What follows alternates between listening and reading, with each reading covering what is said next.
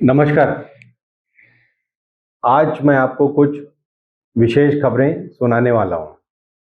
ये विशेष खबरें इसलिए हैं कि भाजपा के ही कुछ विशेष लोगों ने मुझे ये पेपर्स प्रोवाइड किए हैं। ये दो आईएएस हैं प्रदेश में, टुटेजा अनिल और ढांड विवेक, जो चीफ सेक्रेटरी रह चुके हैं। विवेक ढांड और अनिल टुटेजा दोनों रिटायर्ड हैं और उनके बारे में ये डॉक्यूमेंट्स मुझे प्रोवाइड किए गए हैं। मैंने कहा कि आप तो सरकार में हैं, आप खुद ही ये डॉक्यूमेंट पेश कर सकते हैं। बोले नहीं, ये सबकी जानकारी में आना चाहिए। तो मैं बोला इतने सारे चैनल चल रहे हैं, उनमें दे दीजिए किसी को, वो जानकारी में ला देंगे। मेरा तो बहुत छोटा सा चैनल है। बोले नहीं, आप करिए, बाकी लोगों को हमें बाकी लोगों पर उतना भरोसा नहीं है। खैर, ये डॉक्यूमेंट्स मुझे मिले हैं। ये जो अनिल टुटेजा और श्री विवेक ढांड के यहाँ जो इनकम टैक्स रेड हुई थी, ईडी रेड्स हुई थी, उससे संबंधित हैं, उनकी प्रॉपर्टी से संबंधित हैं। तो मैं आपको इसमें से ही पढ़कर बता दूंगा कि इन पर क्या इल्जाम है और क्या हो सकता है आगे। आपने गौर किया होगा कि श्री अनिल टुटेजा अभी 14 दिन की न्यायिक हिरासत में है। उनके बेटे यश टुटेजा, जिनको भी गिरफ्तार किया गया था, उन्हें छोड़ दिया गया है। तो आप समझ रहे होंगे कि कहीं ना कहीं कोई डील हुई है। और जैसा कि मैं कहते आया हूं कि श्री अनिल टुटेजा सरकारी गवाह बन जाएंगे, ईडी के गवाह बन जाएंगे, विटनेस बन जाएंगे। इसलिए उनके बेटे को उन्होंने पहले कहा होगा कि पहले आप इन्हें छोड़ें, उसके बाद मैं बाकी चीजें उगलूंगा। खैर, अभी तक उन पर जो कार्रवाई हुई थी उसके बारे में मैं आपको कुछ डिटेल बताता हूं। ईडी का ऐसा मानना है कि आईटी रेड्स में जो डॉक्यूमेंट्स मिले थे उससे 2019 में करीब टुटेजा जी ने 14.5 करोड़ रुपए कमाए। उनके माध्यम से माइनिंग के कॉन्ट्रैक्ट्स दिए जाते थे, जिसकी वजह से उन्हें 3 करोड़ रुपए उन्होंने श्री बघेल की डिप्टी सेक्रेटरी श्रीमती सौम्या चौरसिया को दिए थे। आगे उन पर इल्जाम है कि उन्होंने श्री अनिल राय, जो एक और आईएएस हैं, उनके माध्यम से श्री अनवर डेवर को 5 करोड़ रुपए पहुंचाए थे। ये सब 19-20 की बातें हैं। उसी तारतम्य में ये कहा गया है कि श्री राम गोपाल अग्रवाल, जो कि कांग्रेस के ट्रेजरर थे, उन्हें 10 करोड़ रुपए पहुंचाए थे श्री टुटेजा ने अनवर डेवर के माध्यम से। अब श्री रामगोपाल अग्रवाल पिछले 2-3 महीने से नदारद हैं, कहीं दिखते नहीं, अपने ऑफिस में भी नहीं आते, ना शहर में कोई जानता है वो कहाँ हैं।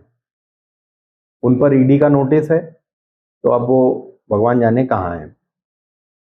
उनका शॉर्ट में उनका नाम भी आरजी है, जैसे राहुल गांधी का नाम आरजी है, वैसे ही रामगोपाल, उनका नाम भी आरजी है इन जो डॉक्यूमेंट्स हैं उनमें।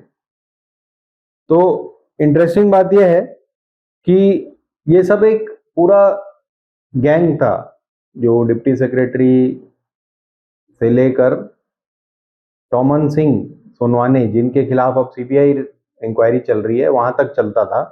तो टॉमन सिंह जी ने भी पैसे पहुंचाने में श्री टुटेजा की मदद की है। उनके माध्यम से 13 करोड़ करीब, और मनदीप, जो कि यहाँ एक होटल के मालिक हैं, उनके माध्यम से करीब 15 करोड़ रुपए, और एक किशोर नामक व्यक्ति के नाम से 16 करोड़ रुपए, ये पेमेंट श्री टुटेजा जी ने एक्सेप्ट किए हैं कि उन्हें मिले हैं।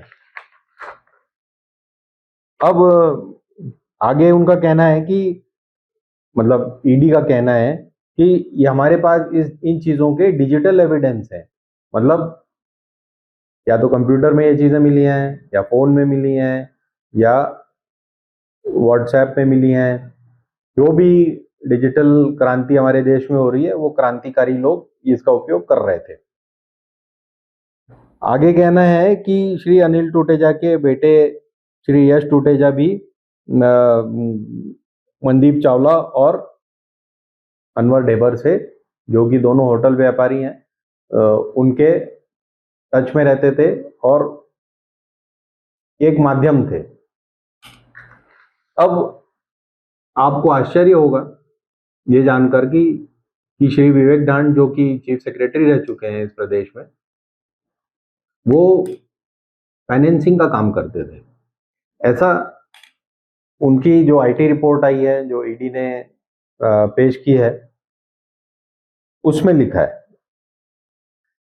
उसमें ये लिखा है कि जब फरवरी 2020 में इनकम टैक्स ने श्री ढांड के यहाँ रेड करी थी, तो ये जानकारियां प्राप्त हुई।